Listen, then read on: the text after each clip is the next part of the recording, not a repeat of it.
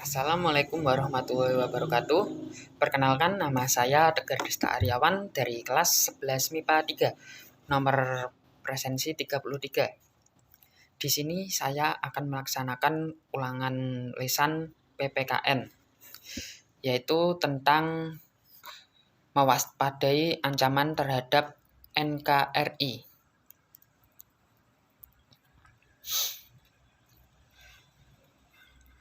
Langsung saja saya mulai dari pembahasan soal yang pertama. Ancaman di bidang ideologi.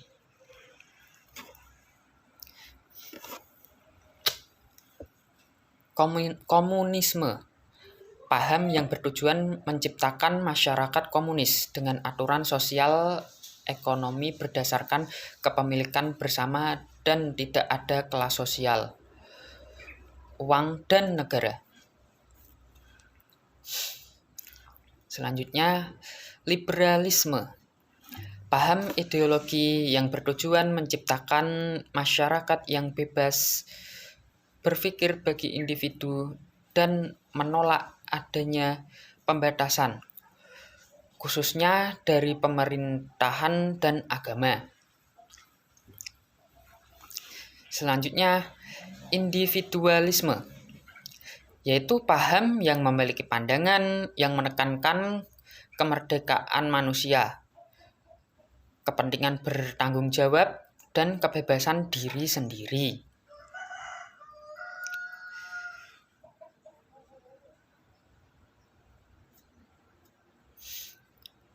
Soal nomor 2, ancaman di bidang politik.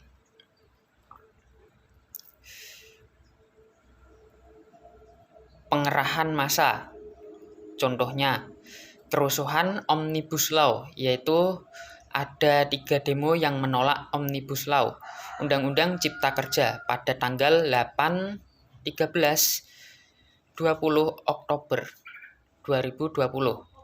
Dan sebanyak 70% diantaranya merupakan pelajar. Selanjutnya, separatisme. Contohnya, peristiwa tanggal 3 Juli 1946. Selanjutnya, blokade. Contohnya, Belanda terhadap Indonesia dari tahun 1945 sampai 1947. Soal yang ketiga, strategi menghadapi ancaman di bidang ideologi dan politik.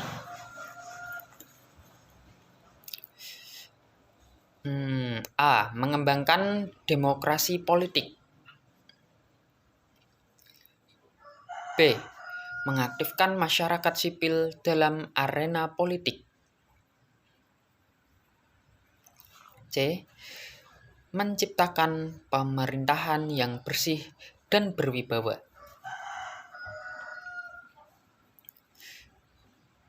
D. Menegakkan supremasi hukum.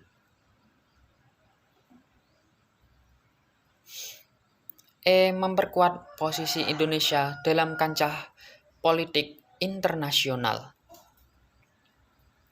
F. Mengadakan reformasi lembaga-lembaga politik agar dapat menjalankan fungsinya dengan baik.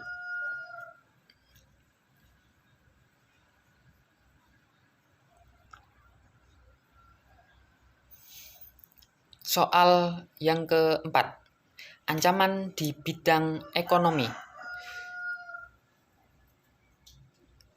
yaitu contohnya membanjirnya produk luar negeri dan mendesak barang-barang dalam negeri, terutama barang yang tidak kompetitif. Selanjutnya, kemudahan pihak asing menanamkan modal membuat perekonomian negara sedikit demi sedikit dikuasai oleh pihak asing. Selanjutnya, persaingan bebas akan menimbulkan tumbuhnya pelaku ekonomi yang kalah atau menang berakibat adanya kesenjangan ekonomi.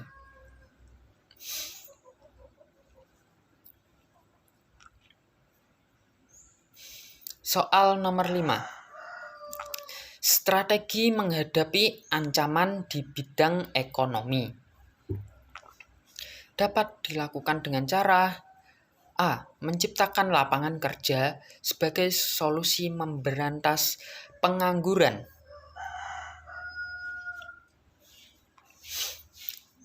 B. Pembangunan infrastruktur. C. Pemilihan teknologi tepat guna. D. Pertanian sebagai prioritas utama. E. Perekonomian berorientasi pada kesejahteraan rakyat. F. Tidak bergantung pada badan-badan ekonomi dunia seperti IMF, Bank Dunia, dan sebagainya. G. Mempererat kerjasama dengan negara lain.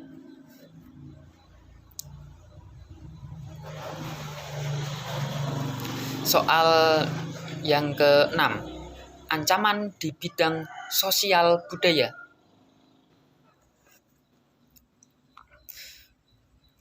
Yang dalam negeri, yaitu berupa isu-isu kemiskinan, kebodohan atau keterbelakangan, dan ketidakadilan yang menjadi pangkal tumbuhnya permasalahan lainnya, seperti premanisme, terorisme, kekerasan, dan bencana akibat perbuatan manusia.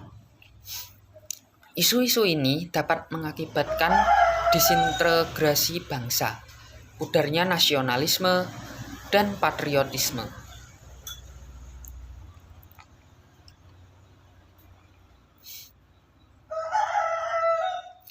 Selanjutnya, ancaman dari luar negeri, yaitu munculnya budaya konsumtif dan luar negeri minded.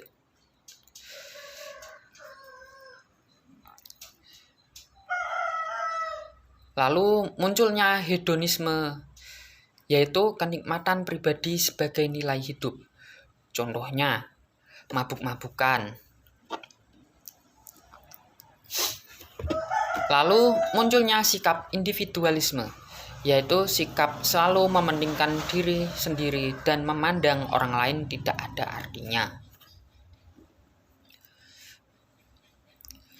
Lalu munculnya gejala westernisasi, yaitu gaya hidup yang selalu berorientasi pada budaya barat tanpa diseleksi terlebih dahulu.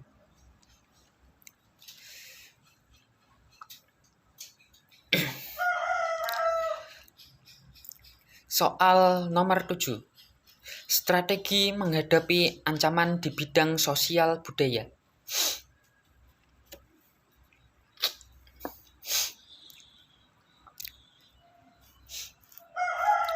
Yaitu dapat dilakukan dengan menjadikan nilai Pancasila sebagai filter. Yang kedua, meningkatkan rasa nasionalisme. Lalu, memelihara keselarasan fundamental.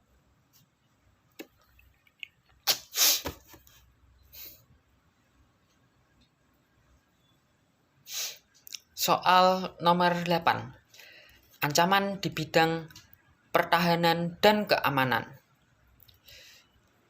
yaitu agresi atau invasi. Agresi, yaitu penyerangan suatu negara terhadap negara lain untuk membuat objek mengalami bahaya atau kesakitan.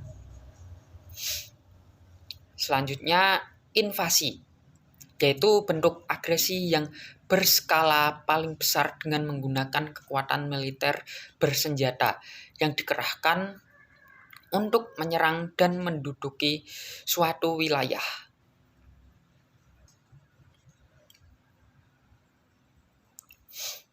Lalu pelanggaran wilayah, pemberontakan bersenjata, dan ancaman keamanan laut maupun udara.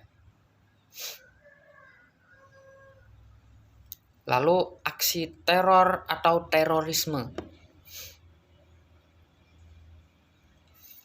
Aksi teror atau terorisme yakni usaha untuk menciptakan ketakutan, kengerian, dan kekejaman oleh seorang atau golongan tertentu.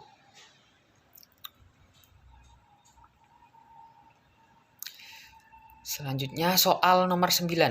Strategi menghadapi ancaman di bidang pertahanan dan keamanan. Dapat dilakukan dengan cara membentuk BNPT, yaitu Badan Nasional Penanggulangan Terorisme. Selanjutnya dengan mengesahkan Undang-Undang Anti Terorisme. Contohnya Undang-Undang Nomor 5 Tahun 2018. Lalu memperkuat aparat negara. Selanjutnya membuat Sishankam Rata.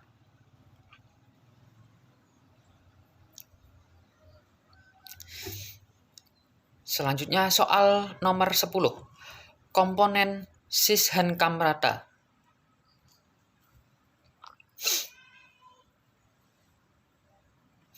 Singkatan dari Sistem Keamanan dan Keamanan Rakyat Semesta.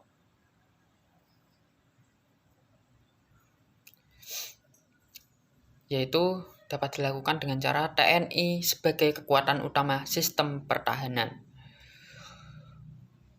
Polri sebagai kekuatan utama sistem keamanan. Selanjutnya, rakyat sebagai kekuatan pendukung.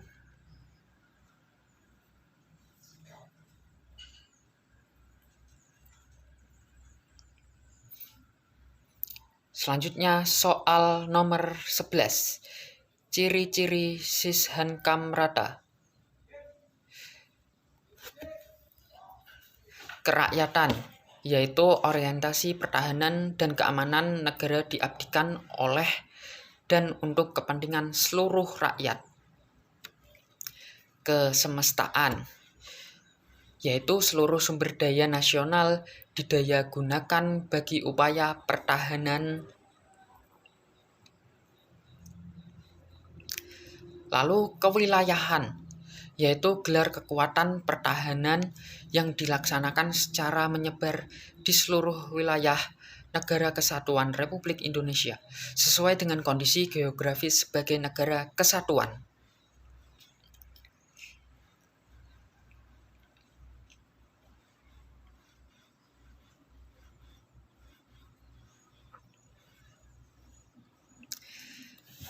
Sekian dari saya. Jika ada salah kata mohon dimaafkan. Wabillahi taufiq wal hidayah. Wassalamualaikum warahmatullahi wabarakatuh.